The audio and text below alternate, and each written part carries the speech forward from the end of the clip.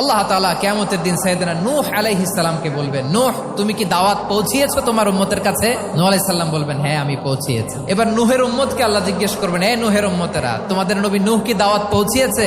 নূহের উম্মত বলবে, না আল্লাহ, কোনো দাওয়াতও আমরা পাই নাই, আপনারাও চিনি নাই, জান্নাতও চিনি নাই, জাহান্নামও চিনি নাই। নূহ আলাইহিস সালাম বিপদে পড়ে যাবেন। তখন আল্লাহ বলবেন, নূহ তোমার পক্ষে কোনো সাক্ষী আছে? নূহ আলাইহিস সালাম বলবেন, আছে। কে?